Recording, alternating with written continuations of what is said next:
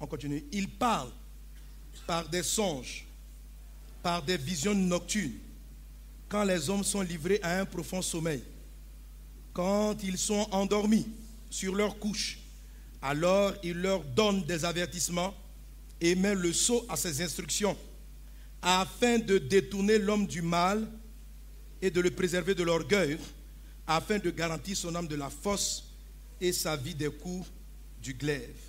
Alléluia. La Bible dit, Dieu parle cependant tantôt d'une façon, tantôt d'une autre, mais l'homme n'y prête point attention. On ne prend pas. Dieu te parle. Et je me suis rendu compte que la voix de Dieu qui sillonne, qui apparaît dans nos songes, dans nos rêves, dans notre cœur, cette voix dont il est question, j'ai vu qu'elle n'est pas propre aux chrétiens. Même lorsqu'on est païen, Dieu parle. Dieu avertit tout le monde. Quelqu'un qui monte dans une voiture, il y a un accident. Si vous partez fouiller dans les milliards d'idées qui sont passées dans son esprit, il y avait une idée qui a dit ne monte pas dans la voiture. Une idée. Mais la Bible dit Dieu parle tantôt d'une façon, tantôt d'une autre. Mais on n'y prête pas attention. En fait, on a tellement de choses qui gravitent dans notre esprit que on la met de côté. Est-ce qu'on est ensemble? Vous me suivez? Dieu parle. Dieu parle. Dieu te donne des choses. Et si tu te souviens de ta vie, si tu te souviens de ton passé, avant que tu rencontres Jésus, est-ce que tu n'as jamais eu la forte conviction que quelque chose allait arriver et la chose est arrivée exactement? Mais tu n'étais pas encore chrétien. Est-ce qu'il t'est jamais arrivé une pensée, une idée de ne pas poser un acte? À qui c'est déjà arrivé une situation comme ça? Mais tu ne connaissais pas Jésus. Tu n'avais pas encore le Saint-Esprit. D'où venait cette idée de Dieu? Un songe qui t'annonce un événement futur. C'est Dieu qui parle. Dieu parle à tout le monde. La Bible dit Dieu fait tomber la pluie sur les bons comme sur les mauvais. Quelquefois tu vas voir des gens même ils sont diables et puis Dieu leur parle. Dieu aime tout le monde. Amen. Alléluia. Donc lorsqu'on devient chrétien, la même voix existe. Les mêmes songes arrivent. Les mêmes choses nous arrivent. Seulement voici il y a une différence. C'est que tant qu'on est dans la confusion de nos pensées, on saisit l'idée là par hasard. Du coup, le miracle et le prodige est événementiel, il est rare. Or, Dieu parle souvent. Il dit, il nous parle pour nous éviter des drames, pour nous éviter des situations négatives. Il nous dit des choses, il nous avertit. Mais on n'y prête pas attention. C'est quoi le rôle du Saint-Esprit? Vous savez, en fait, pourquoi on n'y prête pas attention? C'est parce que nous-mêmes, notre esprit, parce que quand Dieu parle, il parle à ton esprit. C'est parce que ton esprit, notre esprit n'est pas saint. Le mot saint, ça veut dire propre. Donc, comme l'esprit de l'homme est souillé par ses expériences, par beaucoup de choses négatives, quand la voix de Dieu apparaît au milieu de l'ensemble des choses, il n'arrive pas à la distinguer. Donc, Dieu nous envoie son Saint-Esprit pour laver nos pensées. Amen.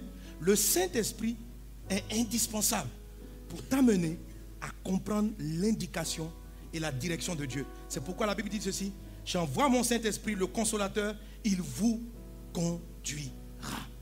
Alléluia. Alléluia. Dis à un voisin, sois conduit par le Saint-Esprit. Sois conduit par le Saint-Esprit. Amen, amen, amen. Amen. Un homme qui m'avait rendu un témoignage de comment Dieu l'a élevé dans une entreprise où il ne devait même pas occuper le poste de directeur.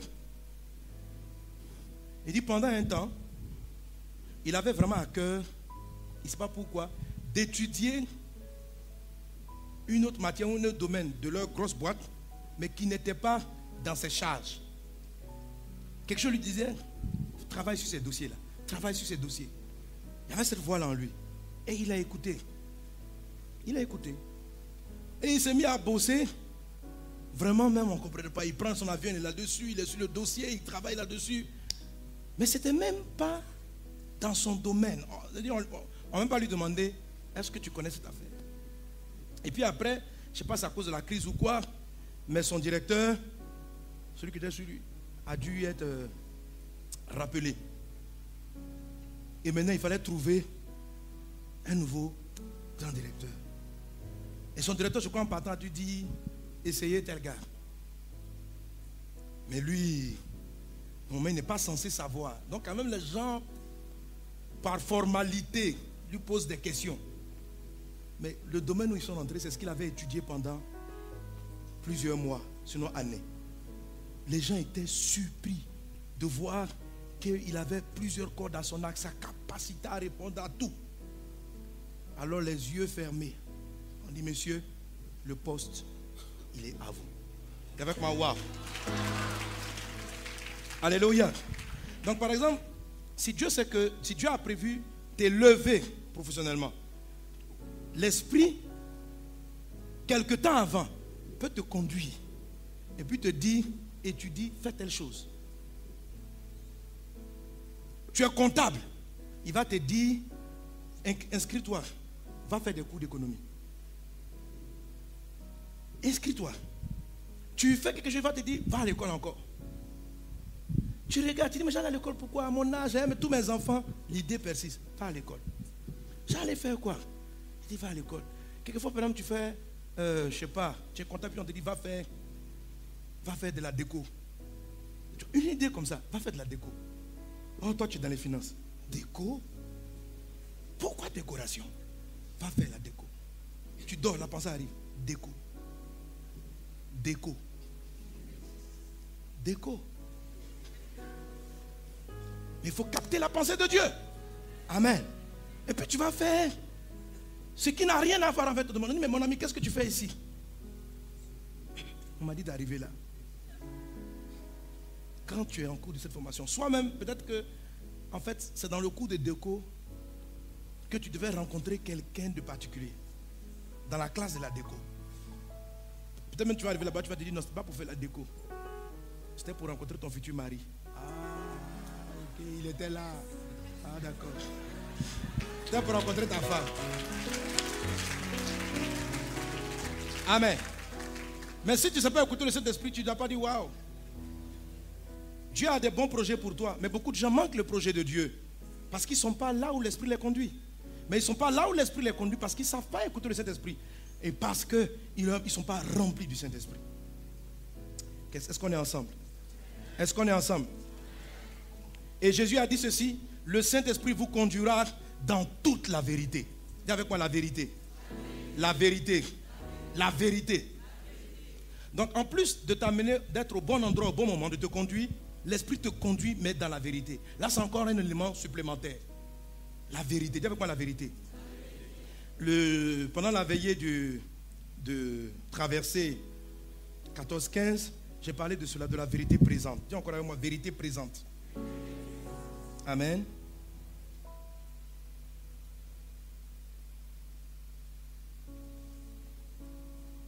Dans le livre de 2 Pierre,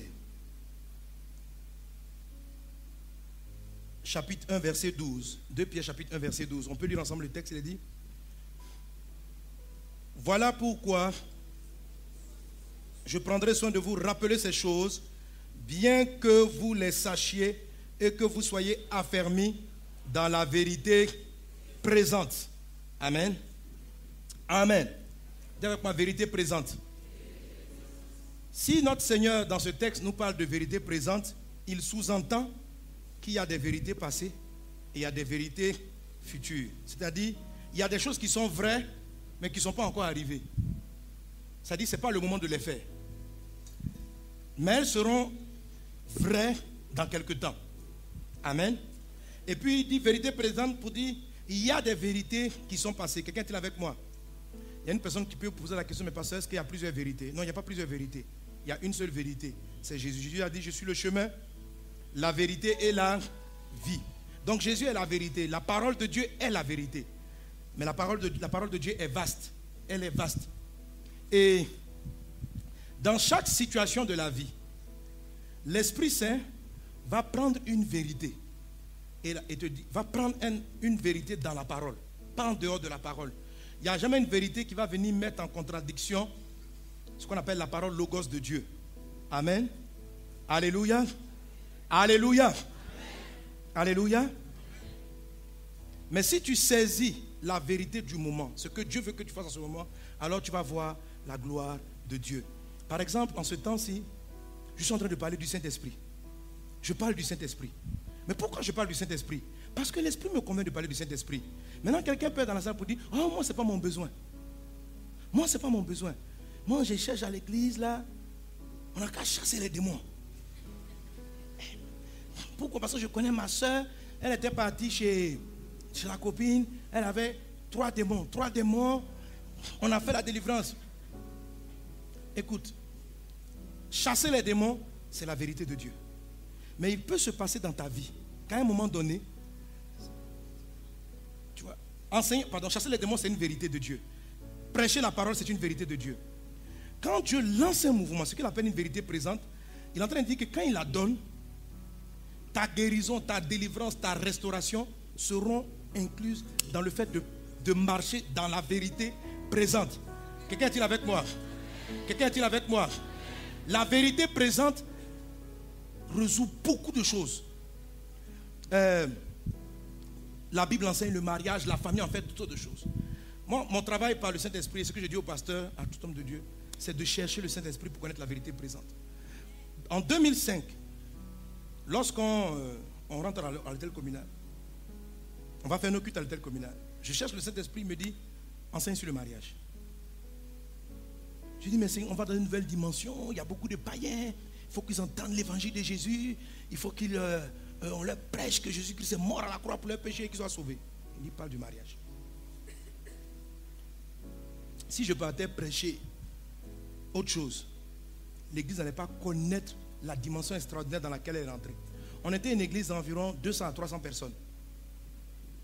Quand j'ai ouvert la bouche, obéissant à la vérité qui me disait d'enseigner, non seulement les gens se sont convertis dans l'église, l'église a, explosé numériquement. De 200, en moins d'une année, on est passé à plus de 1000 personnes.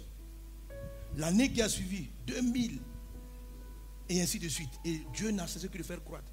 Alors j'ai compris qu'il ne s'agit pas d'interpréter la parole à ma manière, mais de comprendre dans toutes les Écritures quelle est la vérité présente qui va me faire avancer. Alléluia. Il y en a qui me disaient, un pasteur dans l'église, pourquoi on ne chasse pas les démons? D'abord, on chasse les démons, ça c'est faux, c'est qu'on chasse les démons. Mais j'ai vu des délivrances juste en enseignant cela. Ceux qui venaient dans l'église et qui prenaient leur temps pour écouter, recevoir le message et qui n'étaient pas en train de se poser des questions. Mais quand il va cascader, là, il n'a qu'à prier pour moi, il n'a qu'à prier. Là, en tout cas, un homme de Dieu qui écoute le Saint-Esprit, qui donne la vérité présente, quand il prêche dans la vérité présente, Dieu envoie toute la puissance pour la conversion, pour la délivrance, pour la restauration en même temps. Amen. L'apôtre Pierre dit que vous soyez affermis dans la vérité présente. C'est la même parole de Dieu. La même parole de Dieu. Mais il faut sentir où va l'esprit. Amen. Et c'est comme si dans l'atmosphère spirituelle, à cette époque-là, la plupart des hommes de Dieu ont compris qu'il fallait aller, en tout cas ceux qui sont connectés au Saint-Esprit, qu'il fallait rester dans le cadre du mariage. Parce que dans une saison donnée, Dieu est en train de vouloir restaurer les foyers. Son cœur est parti vers les foyers. Heureux sont ceux qui ont attrapé cela. Ceux qui ont saisi ont connu un boom. Amen. Il y a des vérités présentes dans votre foyer. Dans votre vie de tous les jours. Si vous venez connaître le miraculeux, comprenez la vérité présente de votre maison. Amen. Avec son conjoint, il y a beaucoup de choses qu'on peut faire. On peut rester à la maison, faire les comptes financiers pour voir ce qu'on peut mettre en tout ça, on peut faire. Il y a plein de choses à faire. Mais si vous êtes chef de famille, même mère de famille, il y a une vérité présente. Vous devez la sentir. Parce que de là découle votre bonheur conjugal. Alléluia. Alléluia. Il y a un moment donné, vis-à-vis de ton conjoint, tu peux sentir que maintenant là, tu rentres dans une saison où tu dois te faire beaucoup de restaurants avec ta chérie. Vous devez aller au restaurant. C'est une vérité aussi. Amen. La Bible dit Marie, aimez vos femmes. Ça aussi c'est la vérité. Mais rester à la maison aussi, c'est vrai aussi. Si en ce moment-là, tu te dis, mais quand on veut résoudre nos problèmes, on mange à la maison. Donc cette fois-ci, restons à la maison, ça va marcher. Je t'assure que si tu n'écoutes pas la voix qui te dit, allez faire des restaurants, ton foyer va connaître des... C'est-à-dire que Dieu te dit ça parce que ton foyer va connaître une pression demain. et il te montre une attitude à avoir. Et la même chose, il va vous la donner pour vos enfants. Il y a un moment donné, tu peux sentir dans ton cœur, ne bouge pas beaucoup, reste avec tes enfants. Il ne faut pas voyager. Il te dit, reste avec tes enfants, sors avec eux. Ça dit que, parce que peut-être dans cette période, Satan va essayer de leur donner des mauvaises idées si tu les laisses. Si tu n'es pas là, ils vont s'attacher à un mauvais copain qui en ce moment précis va abuser d'eux. C'est le temps, il ne fallait pas. Et laisser tes amis, laisser tes enfants aller voir leurs copains, c'est pas mauvais. L'enfant doit s'amuser. Mais la vérité présente, non seulement c'est une indication de l'esprit, mais elle peut te donner une saison où tu dois avoir une attitude différente d'une chose que tu faisais qui était aussi bonne. Quelqu'un est-il avec moi? Mais ce que tu faisais qui était bon, c'est une vérité, mais c'était une vérité passée. La Bible dit, soyez affermis dans la vérité présente. Dis à un voisin, connaît la vérité présente. Amen. Amen. Dis la vérité présente. Alléluia. Alléluia. Bon, ma femme m'a dit de ne plus trop parler de ça, mais quand même, je vais parler. Non, de nos témoignages, il faut que je dise. Même si je reviens là-dessus 1000 fois. J'ai dit quand même. Mais, je vous ai dit que quand on était fiancés, on s'est séparés. Un moment. Mais c'est parce que moi, j'agissais dans la vérité passée.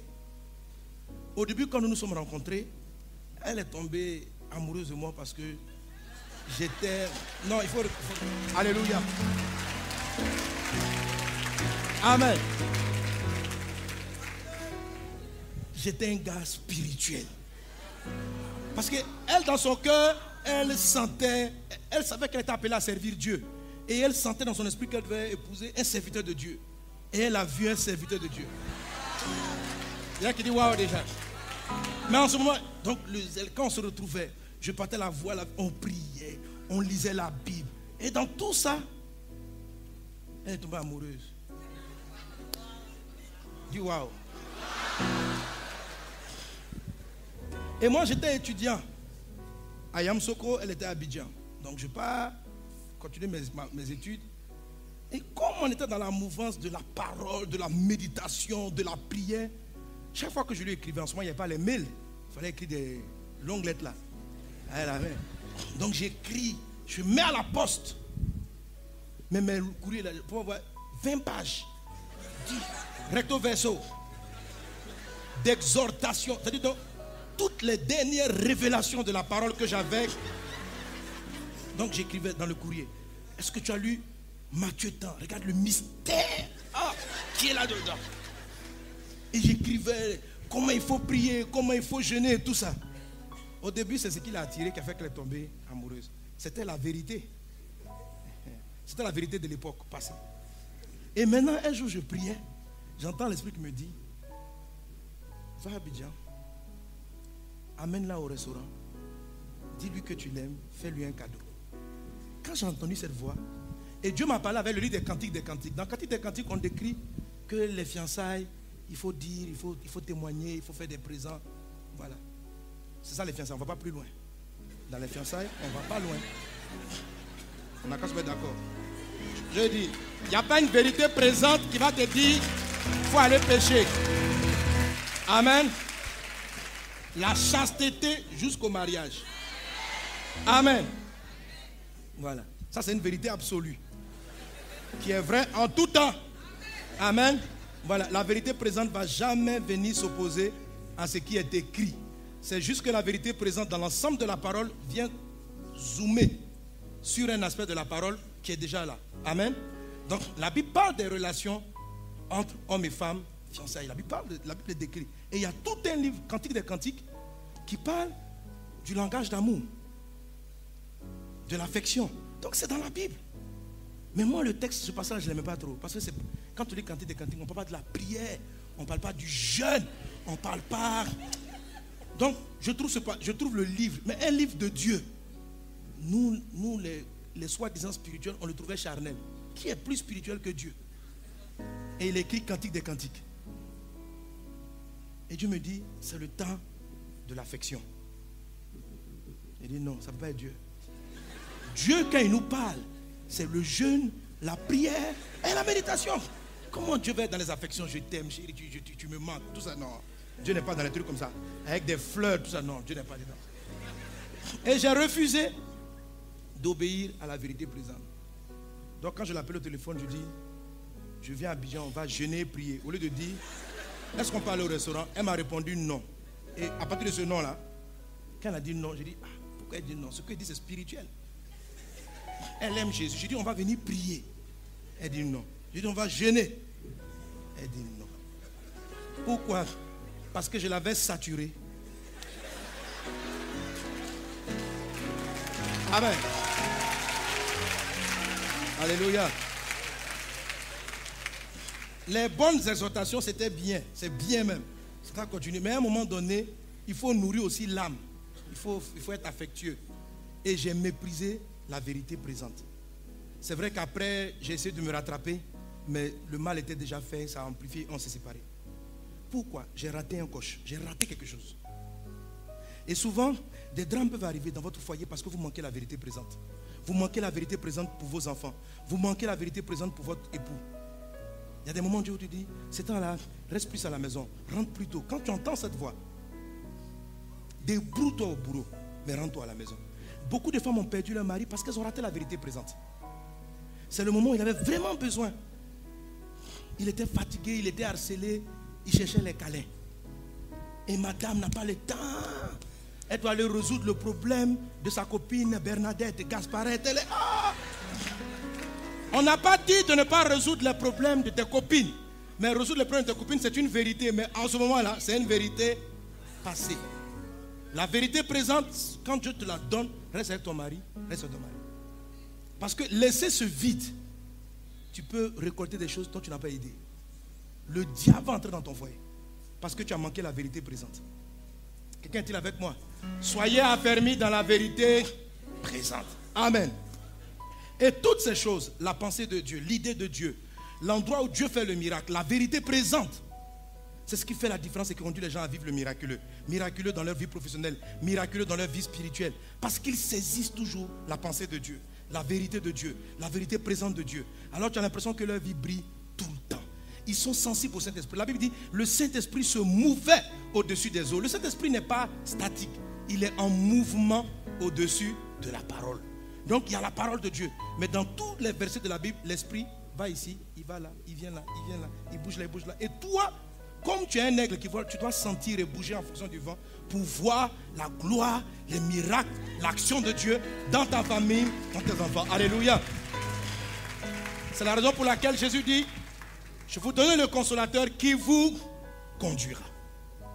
Il va vous conduire dans toute la vérité. Donc vous comprenez pourquoi on dit toute la vérité. Toute la vérité. Amen. Il ne faut pas ressortir la notion de il va vous conduire dans la vérité. La vérité c'est Christ, c'est la parole. Mais dans toute la vérité, ça fait une notion de les diversités de vérité dans la vérité qui apparaissent à un moment donné. Amen. Amen, amen, amen. Donne un bon amen à Jésus.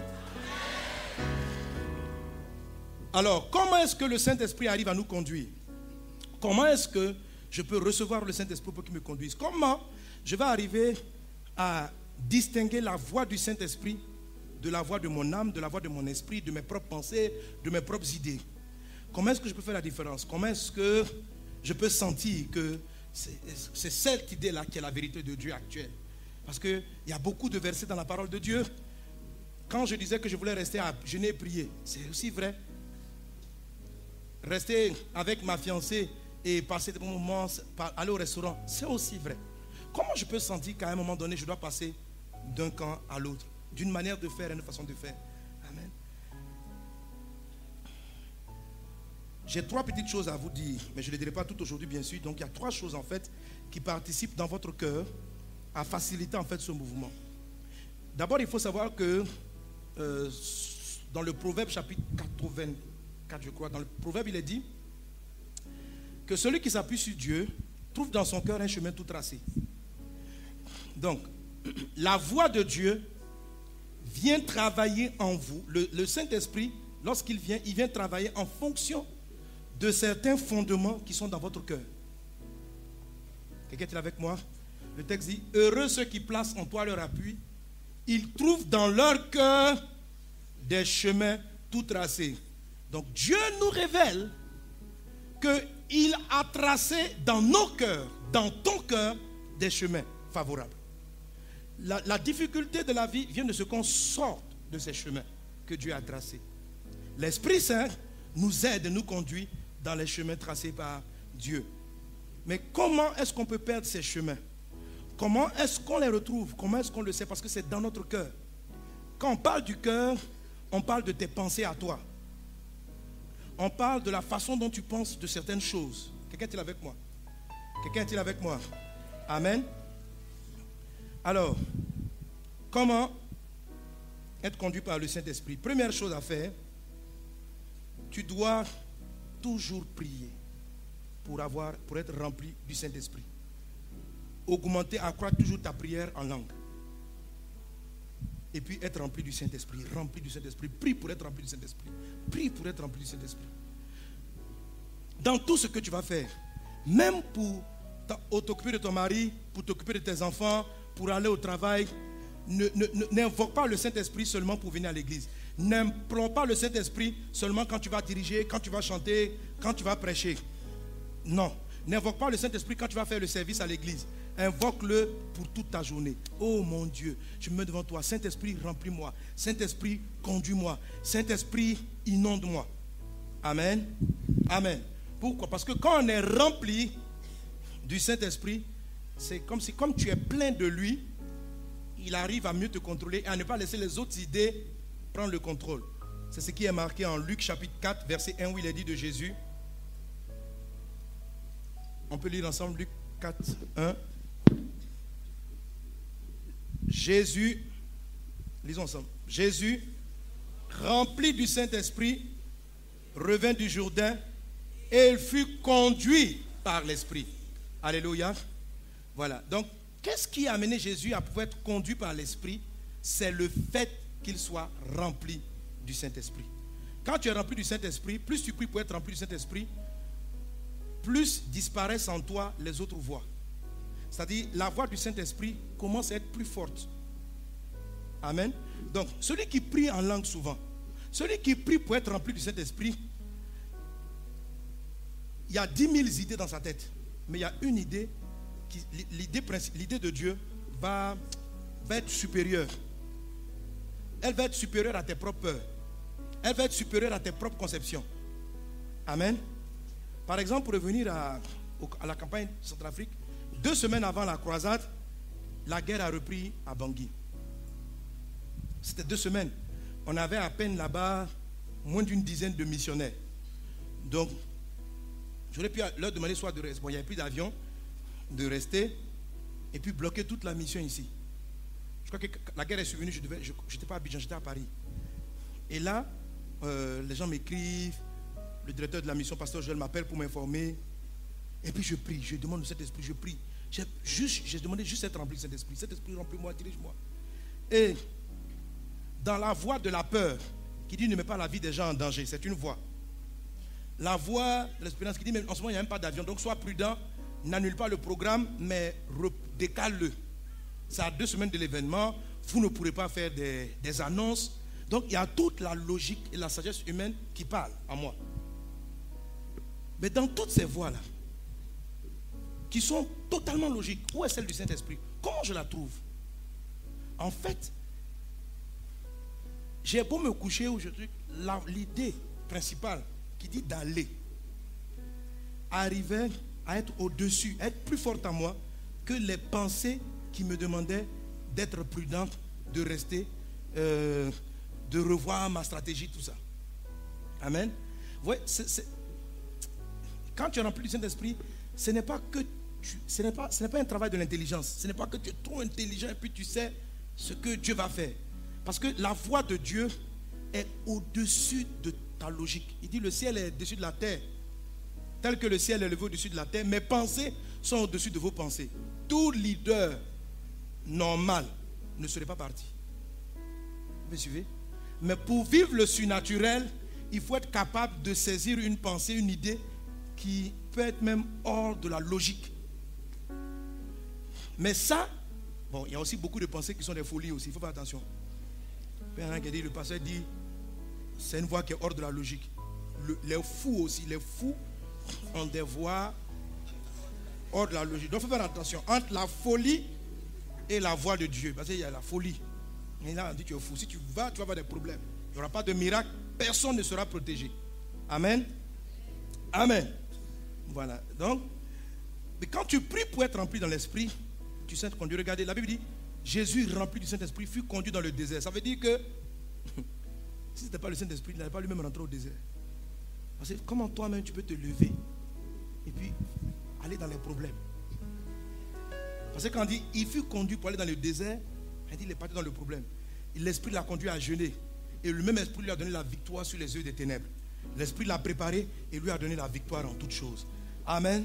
Donc, pour être conduit par le Saint-Esprit, il faut prier constamment Dieu pour que vous soyez remplis et pleins de sa présence. Amen.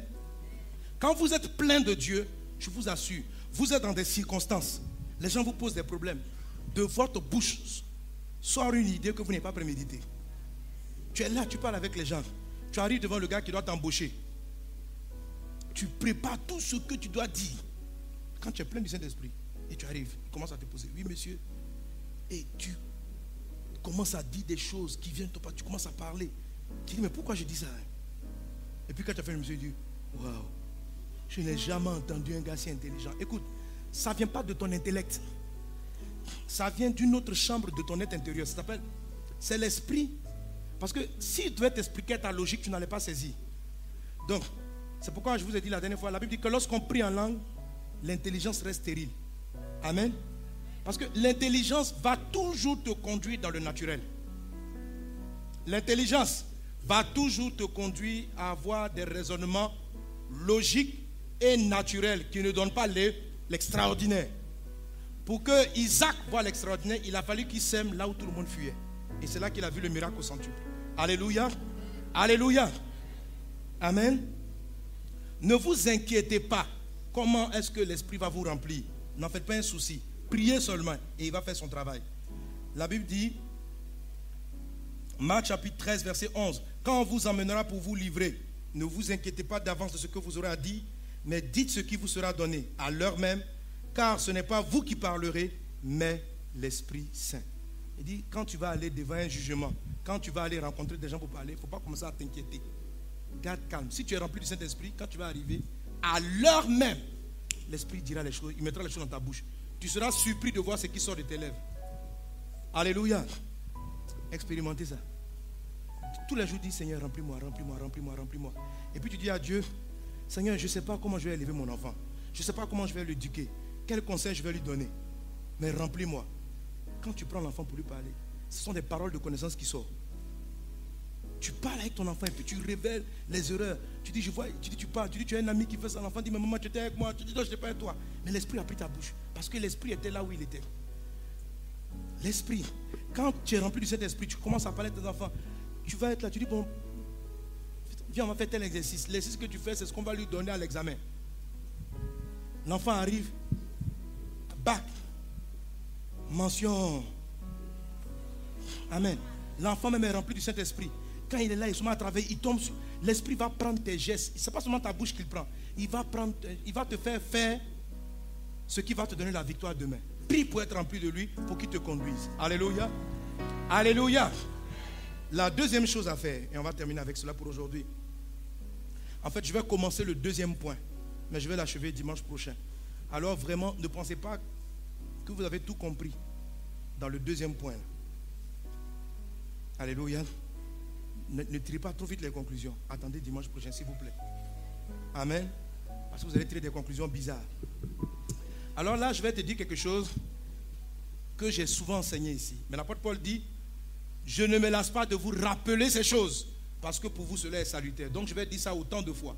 Et quand on s'apprête à commencer une année comme celle-là, une saison nouvelle, c'est un principe sur lequel il faut revenir. Et chaque début d'année, Dieu nous conduit dans un enseignement qui nous ramène à ce point précis. Amen. Je vais parler de l'estime. Ça veut dire quelque chose qui est dans ton cœur. Je vous ai dit que le chemin est dans le cœur. L'estime ou les sentiments ou les pensées que tu as pour tout le groupe de personnes que j'appelle tes pères.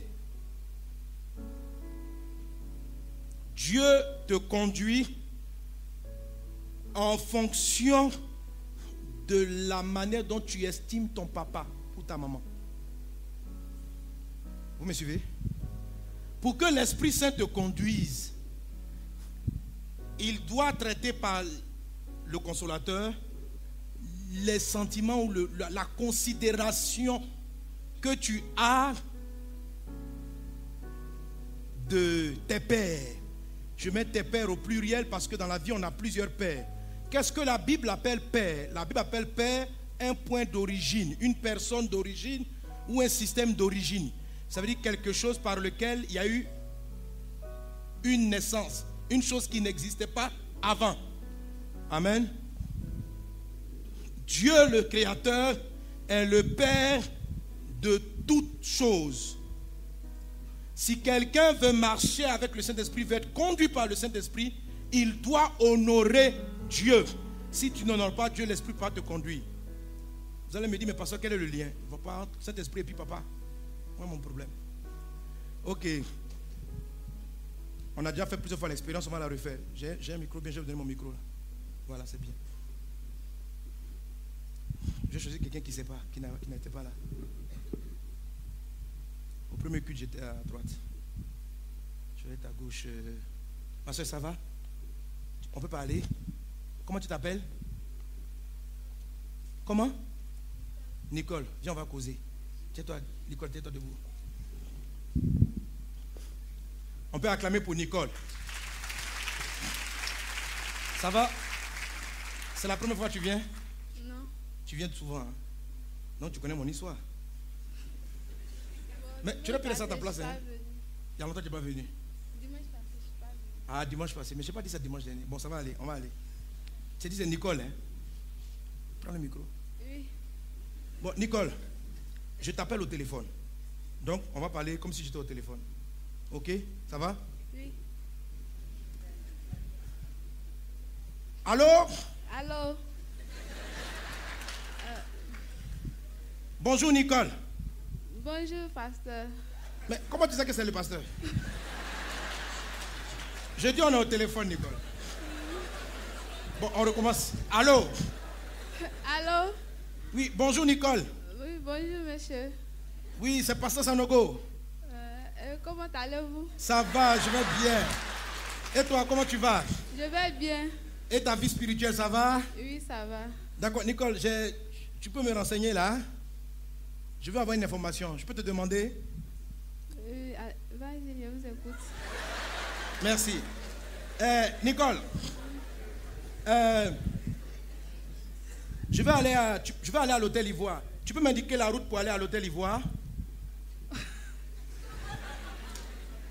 Tu sais où est l'hôtel Ivoire, non?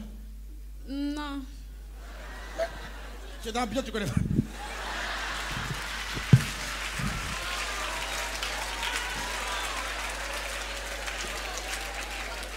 Bon, je ne m'attendais pas à la réponse. Tu sais pas où est l'hôtel Ivoire? Mais tu connais quand même, non?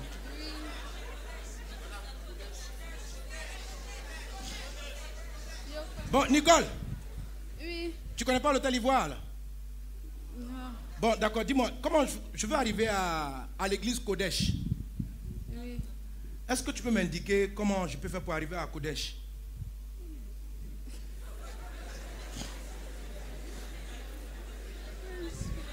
Allô, Nicole? Oui. Bon, ou bien qui peut t'aider? Qui va t'aider? André, tu ne vois pas trop. Bon, passe à ta soeur, passe à ta soeur. Ma grande soeur. Viens, la grande soeur, viens l'aider. Ouais, elle est intimidée. C'est comment ton nom? Audrey. Allô, Audrey? Allô? Bon, Nicole, papa me dit. Dis-moi, Audrey, je vais aller à l'hôtel Ivoire. Tu peux me dire comment on fait pour aller à l'hôtel Ivoire? Bon, vous passez. L'hôtel Ivoire se situe à Cocody. Allô? Vous êtes où? Présentement, vous êtes où? Nicole, je dis, je vais aller à l'hôtel Ivoire. Mais présentement, vous vous situez où? Nicole, je dis pas Nicole, ça c'est Audrey, Audrey. non? Audrey, Oui. je dis, je vais aller à l'hôtel Ivoire. D'accord. Bon, vous prenez Cocody Boulevard des Martyrs.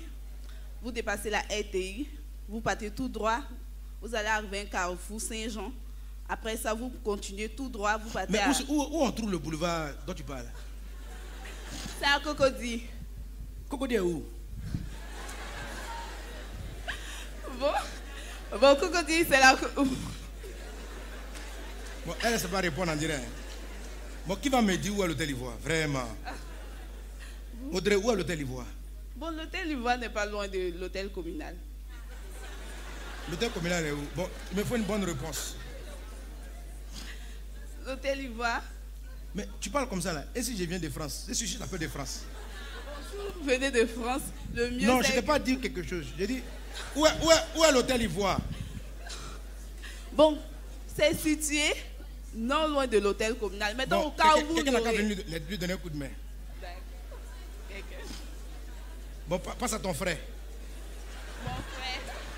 Bien.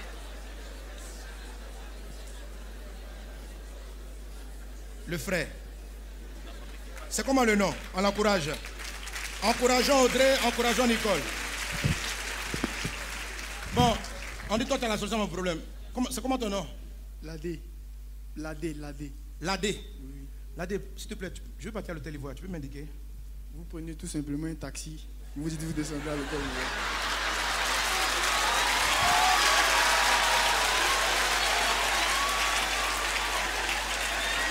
Bon, mais ce n'est pas la bonne réponse. Je dis, je l'appelle au téléphone. Et si je suis aux États-Unis? Et si je suis en France? Hein, Ladé? Bon, où vous êtes? Normalement, c'est ça la question, non? Allô, Ladé? Allô? Allô? Oui, tu m'entends? Oui, je vous entends. Oui, tu peux m'indiquer l'hôtel Ivoire? Mais pose la question normale. Où vous êtes? Où je suis?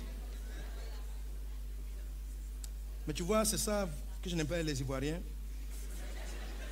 Vous aimez répondre aux questions par des questions. Tu me dis où je suis. Pourquoi tu veux savoir où je suis? C'est pour mieux vous indiquer où c'est situé l'hôtel Ivoire. Mais je dis je vais aller à l'hôtel Ivoire. Toi tu me dis de te dire où je suis. Tu réponds à une question? Pas une question. Je vais à l'hôtel Ivoire.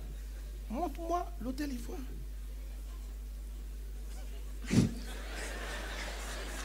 Bon, on va fatiguer la dé. Entre lui et moi, qui a raison? Donc c'est moi qui ne suis pas normal ici. Non mais c'est la bonne question. La question c'est où tu es. La question c'est où tu es. Merci. Hein? Audrey, tu t'es intimidé, mais sinon c'est juste, c'est où tu es. Hein, Nicole, toi tu voulais... Nicole même, elle ne sait pas où c'est. C'est où je suis. Amen. C'est où tu es. Alors nous sommes en train de parler de la conduite par le Saint-Esprit. Être conduit par le Saint-Esprit. Être conduit par quelqu'un, c'est la personne te prend d'un point ou bien t'indique un chemin. C'est une indication, c'est une orientation. Mais l'expérience qu'on vient de faire et ce que nous montre la Bible, c'est que dans la vie, on ne peut pas orienter une personne si on ne sait pas où elle est ou si on ne sait pas d'où elle vient. On ne peut pas t'orienter. Quand tu demandes à Dieu, Seigneur, est-ce que je marie cet homme ou je ne le marie pas? C'est une orientation. Quand tu demandes, je fais ce travail ou je ne le fais pas? C'est une orientation. Quand tu demandes, je fais ce voyage ou je ne le fais pas? Ça s'appelle une orientation. Tu as besoin d'une orientation. Tu veux qu'on te conduise. Quand tu dis, Seigneur, qu'est-ce que je dois faire? Je fais ceci ou je ne fais pas cela? Tu as besoin d'une orientation. Comment on aide telle personne? Ça s'appelle une orientation. Tu as besoin d'une direction. Et la Bible dit que le Saint-Esprit nous guide. Il nous conduit. Alors, le truc c'est que on ne peut pas te conduire quelque part, on ne peut pas te donner une indication si on ignore d'où tu viens. D'où tu viens. Et l'endroit d'où tu viens est très important. On a une origine pour tout dans la vie. On a une origine en tout. Et le point d'origine est appelé par, je l'appelle le point père, ou on l'appelle encore une borne. On a une origine en tout. il y a une première fois où quelque chose s'est produit dans ta vie. Et cette première fois-là a une incidence sur où tu vas. Peu importe la façon dont cette première fois-là a existé, elle dirige toute ta vie. Quelqu'un est-il avec moi? Nous venons de Dieu. L'homme est sorti de Dieu. Dieu nous a créés. Dieu est l'origine de toute l'humanité. Quand nous demandons, Seigneur, que devons-nous faire? Oriente-nous. Amen. Pour être orienté, la Bible dit ceci, il nous faut honorer. Par exemple, pourquoi si je ne voulais pas dire à l'AD où j'étais, peut-être parce que j'avais honte de l'endroit. Je trouvais que le quartier est sale, j'étais dans un endroit, s'il entend que je suis dans cette zone, il va se faire des idées du pasteur. Donc, pour ne pas lui dire que je suis dans cette zone, je dis, dis-moi seulement où je veux partir. Parce que je renie mon point de départ. Si je renie mon point de départ, on ne peut pas me montrer ma destination. Si je renie mon point de départ, si je refuse de parler de mon point de départ, si je refuse de traiter avec mon point de départ, on ne peut pas me dire où aller et comment y aller. On ne peut pas le faire. Donc l'esprit conduit la vie des hommes en fonction de leur point de départ. Mais il y a beaucoup d'hommes qui ont des points de départ qui les ont tellement blessés, froissés, qu'ils les évitent. Ils ne veulent pas en parler. Donc quand l'esprit, l'idée vient, d'où tu viens. Amen. C'est pourquoi la Bible dit ceci, dans le livre de Proverbes. Ne déplace pas les bornes anciennes que tes pères. Proverbe 22, 28. On peut les lire ensemble? La borne ancienne que tes pères ont posée. Amen. Vous voyez, les pères, c'est marqué pluriel. Pas ton père, tes pères. Parce que dans ta vie,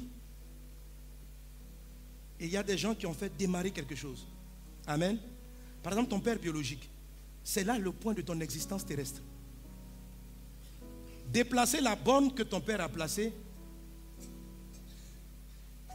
je le montre clairement dans la parole de Dieu, c'est par exemple renier ton papa dans ton cœur ou le déshonorer, ou ne pas l'aimer, ou le mépriser. Quand je méprise papa ou maman, quand on dit le nom de papa et puis ce que je sens dans mon cœur, c'est un pincement, c'est un rejet de sa personne. Ce que je fais, je suis en train de renier mon point de départ. Je renie une borne. Peu importe l'endroit où tu es, s'il est sale, peu importe. Mais même s'il est noir, cet endroit-là, il est sale, il n'est pas ton point de destination. Tu dois dire, reconnaître en ton cœur, ma vie a commencé là. Amen. Voilà d'où je pars. Voilà d'où je pars. Et à partir de la zone d'où tu pars, l'esprit qui conduit peut t'orienter. Et la zone d'où on part varie. Donc notre papa, notre maman, ils sont la borne de notre naissance biologique. Mais ils sont aussi souvent la borne de notre naissance émotionnelle. Quelqu'un est-il avec moi? La première fois qu'on apprend à aimer, à s'attacher à une personne, ce n'est pas à une personne extérieure. C'est à papa ou à maman. C'est là qu'on a notre premier attachement affectif. Supposons que je renie, je maudisse, je dis du mal, je rejette cette borne qui est ma naissance, la naissance dans mon cœur du sentiment, des émotions, de l'attachement. Est-ce que tu sais qu'après ça, on ne peut plus t'orienter, le Saint-Esprit ne peut pas t'orienter sur qui tu dois aimer, à qui tu dois donner l'amour, avec qui tu dois te marier. Parce que tu ne dis pas d'où tu viens. C'est-à-dire, la première fois où tu devais aimer, tu as aimé au départ, pendant un moment de ta vie, et puis après, papa t'a déçu. Il frappait maman, il a maltraité maman. Maman t'a déçu, elle t'a abandonné, elle t'a laissé. Et ce passé-là, tu l'enfermes à double tour, tu le classes, tu le jettes. Peut-être dans d'autres domaines, tu seras orienté, mais sur le plan affectif, tu as déplacé ta borne. Le Saint-Esprit ne peut pas t'orienter. Donc, c'est une personne, Seigneur, je marie Gasparien ou je vais un nom là, ou Philippin. Je marie Gasparien ou Philippin. Je marie oh Dieu, peut-être Gasparien mon mari, peut-être que Philippin. On ne peut rien te dire. Tout ce que Dieu va te dire, d'où tu viens. Tu dis, Seigneur, pour une fois je vais me marier. On dit d'où tu viens. Tu dis, mais est-ce que c'est la question que je t'ai posée? Je dis, il est bien ou il n'est pas bien? On dit, d'où tu viens? Non, mais tu me fatigues. C'est que je te demande. Le monsieur là, il est mariable où il n'est pas mariable, Dieu te dit d'où tu viens. Tu as envie de dire à Dieu, mais Dieu même, c'est pour ça que vous les Ivoiriens, vous êtes compliqués. Quand on vous pose une question, vous ne répondez pas à une question. Je dis, je le marie ou je ne le marie pas. D'où viens-tu? Le point de départ. Tu as déplacé la borne, on ne peut plus t'orienter. Le Saint-Esprit nous conduit parce que dans notre vie, il y a des bornes. Et les bornes sont à leur place. Alléluia. Les bornes sont à leur place. Alors, quand le Saint-Esprit nous visite en tant que consolateur, il y a un travail qu'il fait. La Bible dit, je vous enverrai le consolateur et il vous conduira. Donc, avant de te conduire, le Saint-Esprit doit repositionner. Il doit te consoler. Parce qu'on déplace une borne, parce qu'on a été froissé. Certains, d'autres ont des problèmes avec peut-être le mariage. Souvent, ça peut venir de leur toute première relation amoureuse. Tu as aimé Gasparien et il a planté un poignard dans ton cœur en allant s'attacher à Philippine. Ta meilleure copine.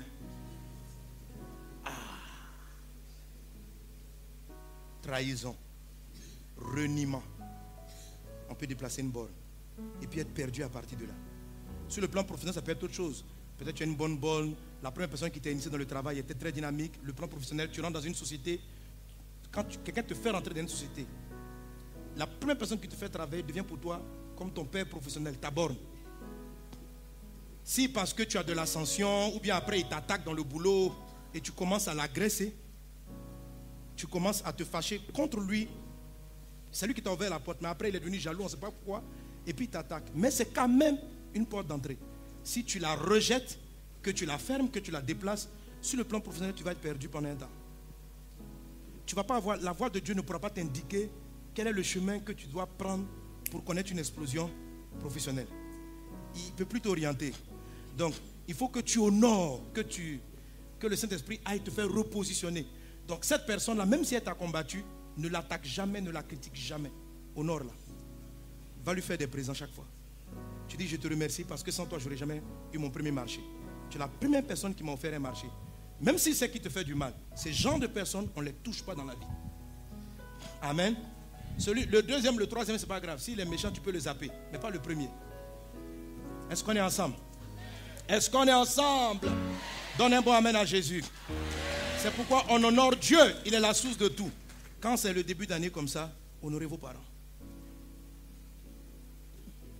Dimanche prochain, je vais continuer. Alléluia.